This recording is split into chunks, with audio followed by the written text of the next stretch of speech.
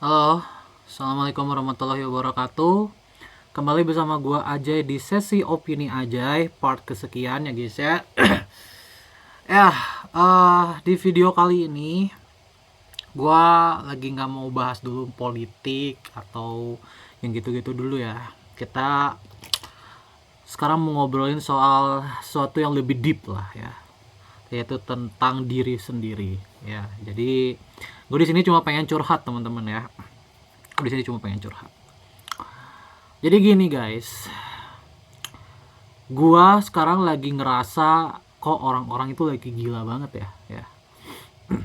Di tahun 2026 ini tuh gue bener-bener ngalamin banyak sekali plot twist yang gak pernah gue sangka, dan itu tuh hampir di semua bidang gue ngalamin, dari pekerjaan, dari relationship, sampai pertemanan, sampai keluarga, semuanya plot twist.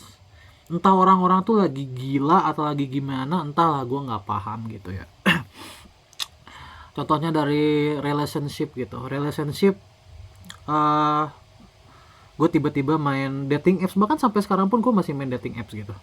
Sebelumnya tuh gue nggak pernah main gitu. Entah apa yang sedang terjadi sama gue, dan gue pun ibaratnya deket dengan beberapa perempuan gitu ya, itu ada aja tingkah yang bikin gue sebelnya tuh ada aja gitu ya, yang bikin akhirnya nggak jadi, padahal umur gue kalian tahu udah segini gitu ya. Entah apa yang sedang terjadi dengan relationship gue juga gitu, entah entah guanya atau entah memang wanita-wanitanya, tapi ya gue nggak ngerti gitu ya. Orang-orang itu sekarang bener-bener lagi, entah lagi galau, lagi labil, lagi apa, intinya gampang banget untuk nge-cut off sesuatu, gampang banget gitu.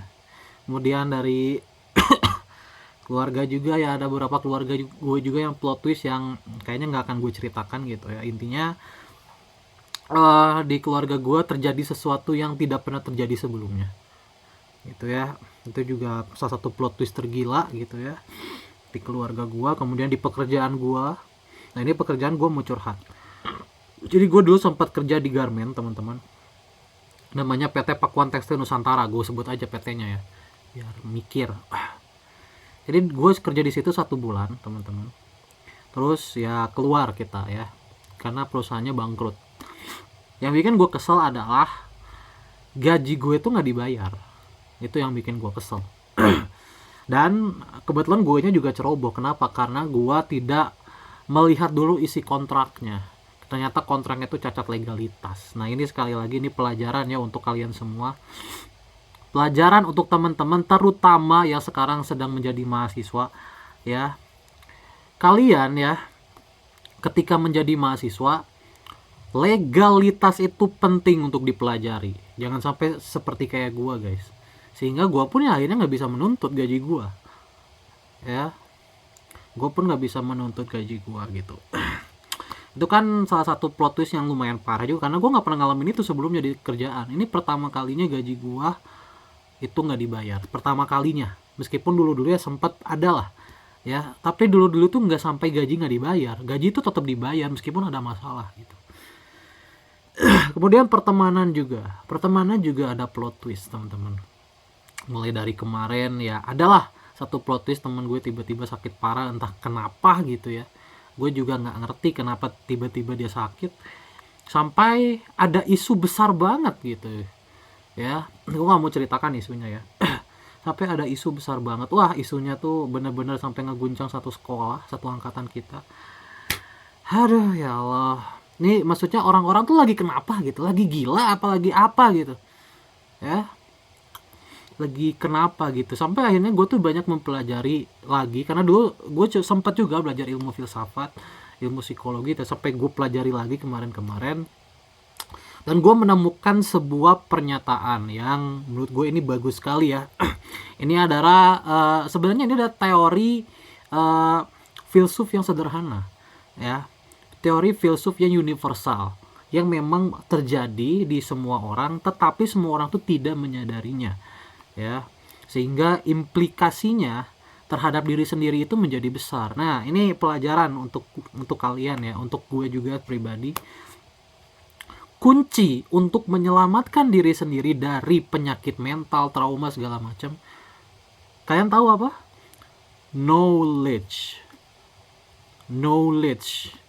Karena banyak sekali pasien-pasien yang mentalnya buruk atau apa itu tidak sembuh. Kenapa? Karena dia tidak merasa dirinya sakit kan, dan dia tidak tahu penyakit dia apa. Makanya knowledge itu nomor 1 untuk menyelamatkan diri sendiri.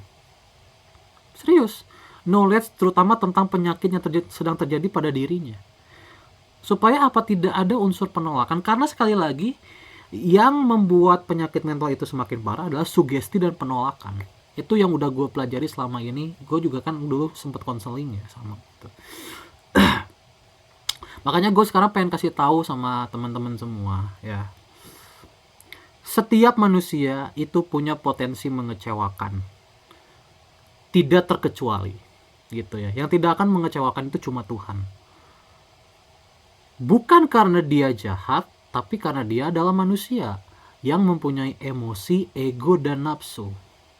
Sekali lagi, manusia itu, semua manusia di muka bumi itu punya potensi mengecewakan karena dia memiliki emosi, ego, dan nafsu ya. Seketika hatinya tuh bisa berubah 180 derajat dan itu tidak bisa ditentukan kapan arahnya ya. Kan banyak nih akhir-akhir ini yang bilang aduh takut nih berpasangan, aduh takut nih ya menjalani relationship segala macam. Dasar ketakutan itu apa? Dasar ketakutan itu ada karena tidak mempunyai knowledge-nya. Makanya memang harus dipelajari knowledge-nya.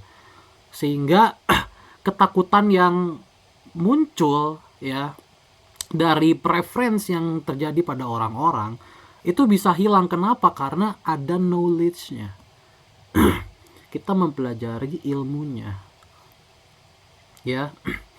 Jadi kayak gitu. Contoh ya, gue pribadi nih, gue contohin diri gue ini bisa dibilang fatherless ya. Gue itu tidak punya figur bapak di kehidupan gue, meskipun bapak gue sebenarnya ada, cuman tidak pernah ada di rumah lah bapak gue tuh. Jadi karena gue fatherless gitu ya, sehingga gue tidak menjadi laki-laki yang bisa gue bilang belajar dari laki-laki lain.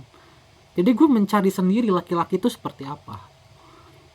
Makanya kalau ada kesalahan atau apa ya, ya itu sewajarnya gue aja. Kenapa? Karena gue manusia yang belajar gitu. Apalagi gue nggak punya preference ibaratnya dari bapak gue, ya gue pasti akan melakukan kesalahan sebagai laki-laki. Nah itu salah satu contohnya gitu. Tapi gue tidak takut menjadi laki-laki ibaratnya. Kenapa? Karena gue tahu menjadi laki-laki itu anugerah. Dan gue tahu kenapa anugerah. Nah itu sekali lagi, lu harus tahu kenapa diri lu tuh bernilai. Lu harus tahu kenapa diri lu itu berharga. Dengan lu tahu lu bernilai dan berharga ya, maka lu tidak akan takut lagi untuk melangkah. Dan lu tahu siapa yang harusnya berdampingan sama lu. Itu ya yang paling penting ya. Ketika lu misalkan disakiti sama orang ya, karena perubahan hati dari orang tersebut ya, ketika lu udah tahu value diri lu gitu ya, maka lu tidak akan takut ya. Yang membuat lu takut itu kenapa? Karena lu belum mempelajari value diri lu. Lu harus mempelajari value diri lu secepatnya. Apakah lu seorang pekerja keras kah? Apakah lu seorang yang kreatif kah? Atau lu seorang yang sebenarnya cakep kah?